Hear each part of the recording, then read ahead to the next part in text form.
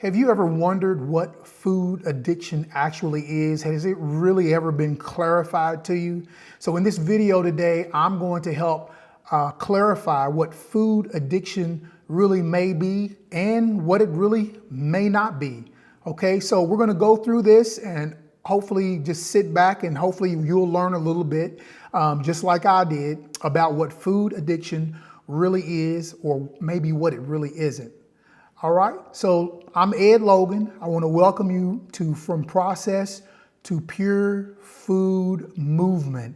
This is a movement helping to move people away from processed, addicted food to pure, whole food that has no addictions with it. Okay, so let's go ahead and get into some of the information here. And we're going to start out with, really what is food addiction?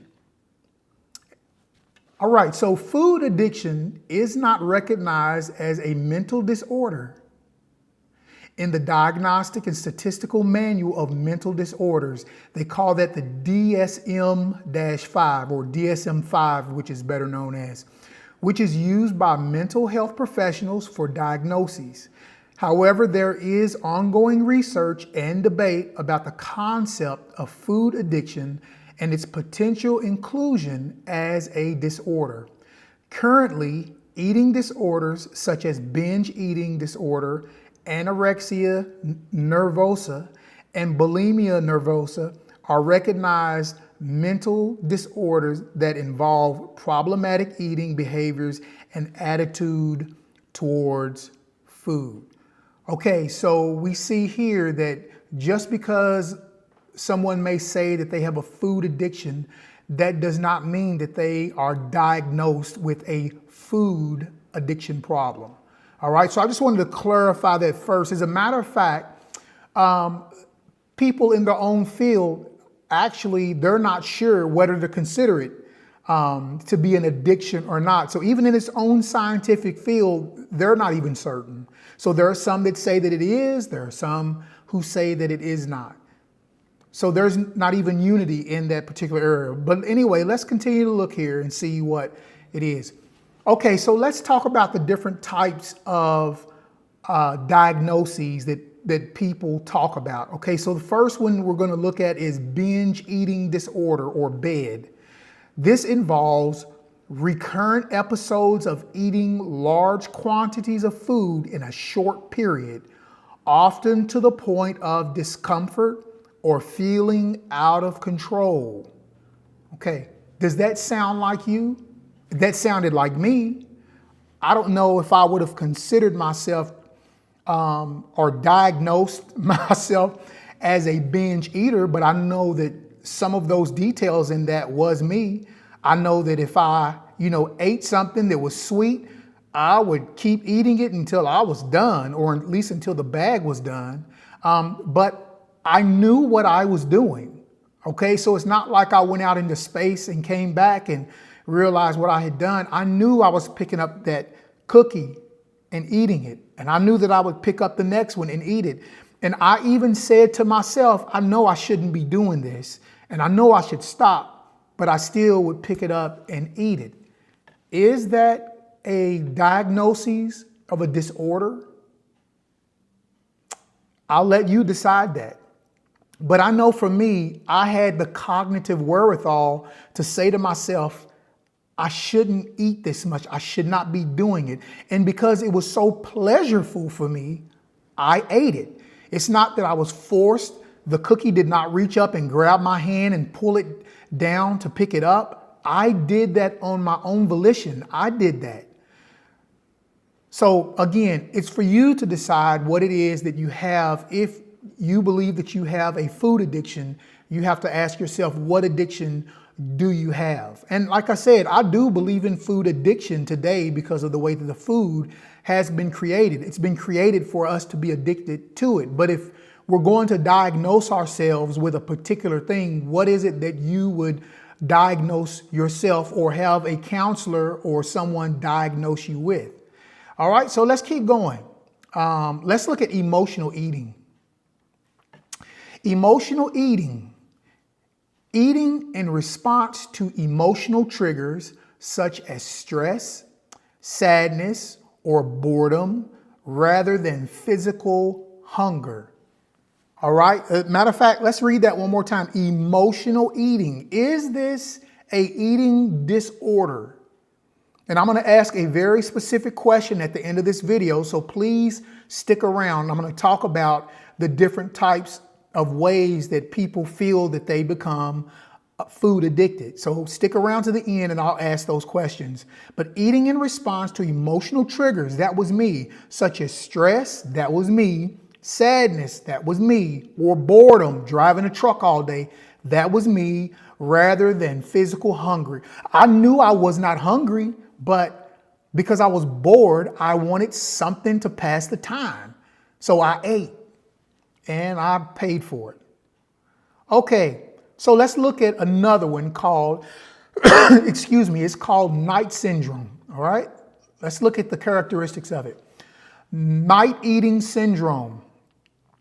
Characterized by regular eating excessively during the night, often waking up to eat, and experiencing a lack of appetite in the morning. Okay, so night eating syndrome. All right, so now let me ask you about night eating syndrome. I have never had night eating syndrome. If you have, please put it in the comments. Don't be embarrassed by it. Hey, we all have things that we're going through. Don't worry about people looking at you and reading what you're saying. Just, honestly, did you ever have that? I never had that. I never woke up in the middle of the night to eat anything, but I do know people who do. And I know I've heard of people who that is an issue for them, waking up in the middle of the night and eating. So is that a problem or an issue that you have, is waking up in the middle of the night and eating? All right. So let's go to another. Food cravings. Is this a diagnosis of food addiction, food cravings? Intense urges or cravings for specific types of food, often leading to compulsive consumption. I had this. As a matter of fact, I had almost all of these that we've read except for the night eating syndrome. I never had that, never woke up in the middle of the night, but every one of these I've had. So intense urges or craving for specific types of food. I could remember driving down that highway and I felt like I had to have a donut. So I'm looking at every store, every place I'm driving by, and then I would settle for a regular packaged donut or a packaged cookie or something like that. But I was looking for a bakery. I was looking for a store that had a bakery inside where I could get these donuts and things like that. So if I passed a D&D or if I passed a Dunkin' Donut, I was stopping. It was going to happen. I was going to make it happen. Why? Because that's all I thought about until I got it. So food cravings, intense urges or cravings for specific types of food, often leading to compulsive consumption. And yes, it was a compulsive because I thought it and then I wanted it. It wasn't that my stomach was, communicating to my head, hey, it's time for you to eat. Like there is a chemical that goes off that releases in your gut area and it communicates with your brain. Okay. And it will tell you that you're hungry, and we'll get into what those are, what that chemical is. And we'll talk about that. But I actually did go through this. Food cravings. Okay, let's look at another one. I want to make sure that we read this and that we understand what is being said here. It's important to note that while these behaviors may resemble addiction, they do not necessarily meet the criteria for a formal addiction diagnosis and may instead be symptoms of underlying psychological issues or disordered eating patterns. Disordered eating patterns. Okay, so that's very important to understand and to note that these symptoms that I had, I couldn't necessarily go to the doctor and they label me as a food addict per se. I'm sure I could go to some counselors and things like that, and they would label me and tell me that I have a binge eating disorder, and therefore that's what I would have. But can I just be open and candid with you about these disorders? We have to be very careful that we say what type of addictions that we say that we have. Because once we say and admit that we have a certain type of food addiction, then it's almost like sometimes we can use, I'm not saying everybody, so please don't get offended, but sometimes we use those and we blame it on the disorder versus holding ourselves accountable for what we are doing. Okay? So if I pulled into a restaurant, a fast food chain that had a great milkshake, and I have been giving a compulsive eating disorder, well, that allows me to say if I want a milkshake and I know I shouldn't have it, I know I don't need it, I know what it's going to do to blood sugar, I know what it's going to do over a period of time, and I say I can't help it. I have this compulsive eating disorder, and it makes me do it. You see, then we begin to place the blame and the focus on the binge eating or the compulsive eating disorder instead of, and this is for me, this is how I deal with it, instead of me recognizing, no, this is me that is choosing to pull into this drive-through and order this milkshake. I'm doing it. I know what I'm doing. But sometimes when we have a label or a physician puts a label on us or a counselor puts a label on us, it'll cause us to say, okay, it's my addiction that is causing me to do this. And sometimes we really should be taking ownership ourselves of what is going on. So again, I know it's a very sensitive subject to people. I'm not trying to offend, but it is something that I want to make sure that we are able to talk about. Okay, the last thing before we go, I want to ask you this question. If you believe that you have food addiction, and I'm not saying that you don't, you just might, just like I believe that I really had a food addiction. So there are several different thoughts about food addiction. Some people believe they get food addiction because of a traumatic experience that took place. Okay, and that could be true. Something very traumatic took place in your childhood. You use food as a comfort. And then there are some people believe that they are genetically predisposed to food addiction, meaning that genetically they're wired to where food addiction comes easily to them. You know, it's in their nature to do that. Okay, so both of those, the psychological, the physical, all of those may have some bearing on food addiction. But I'm going to tell you what, for me, the number one thing was, and I'm sure it's for those who use food for comfort, is I just got pleasure out of food. I loved to eat. It made me feel good. It tasted good. If I had a bad day, it tasted good. It raised my happiness for a time, a short period of time. You know, if something psychological had happened to me, I'm sure I could rely on food. You know, if something physical had happened, or maybe I was abused as a child and I turned to food as comfort, you know, all of those things are very possible. And I'm not putting any of those to the side. But all I'm saying is, let's just be real. We use food for comfort because it brings pleasure to us. And we have to somehow get control of wanting that pleasure. Okay? So whatever happened to us when we were a child, that happened. Okay? Whatever happened to us psychologically when we were a child, and I'm saying we is in a sense of, for those of us watching the video, whatever happened psychologically, okay, that took place, that happened. But ultimately, we love to eat. We love the pleasure of it. We love the comfort of it. So we choose to do it because it brings us comfort, which means there is some ownership that we have to have and we have to take upon ourselves.